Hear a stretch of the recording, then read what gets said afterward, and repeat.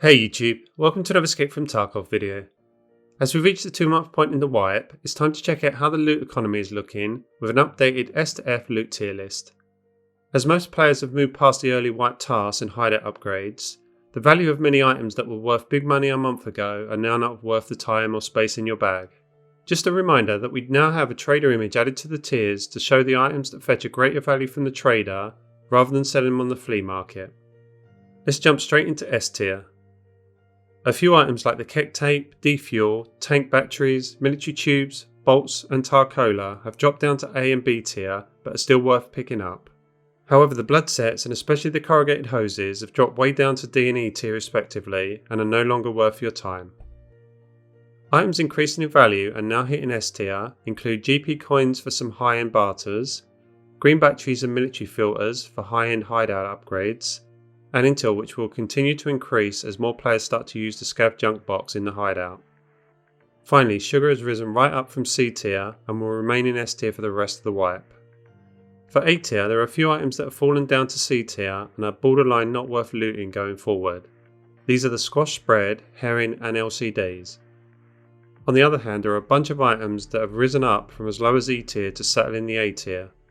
The best of these that will continue to hold A tier through the wipe are the water filters for purified watercraft, military cables for a number of high-end barters and hideout modules, metal fuel tanks as more players start to run their hideout generator 24/7, and the Alyonka bars for the sugarcraft.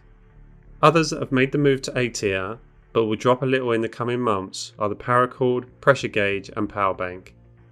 As a rule, everything in A tier and of course S tier should be prioritised and will remain strong for at least the next month or two.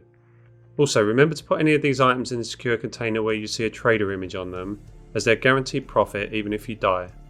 By the way, if you want to grab copies of these tier list images, then you'll find them all over on our Discord link below.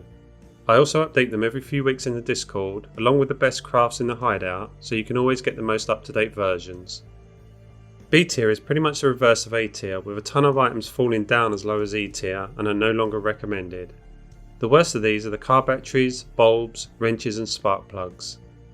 The others that I would pass on that were strong recently include the ES lamps, hot rods, blue tape, power cords and wires. In terms of new entries, really only the blue fuel for the hideout generators have moved up to B tier, but I do want to highlight the two pink pliers that both sold to therapists for around 17k. These are the elite and the round pliers. C tier is the lowest tier of items I consider looting and the first to go when the bag is full. The horse statue, chlorine, salt and med tools have all dropped to as low as E tier, so give these a miss for now. The best of C tier are the valuables like the rooster, clock etc, the red and green gunpowder for high-end ammo crafts, and the flex for high-end barters. If I do pick up C tier loot, and I try to pick up the ones with the trader picture on, so I can instantly sell them for out of raid efficiency.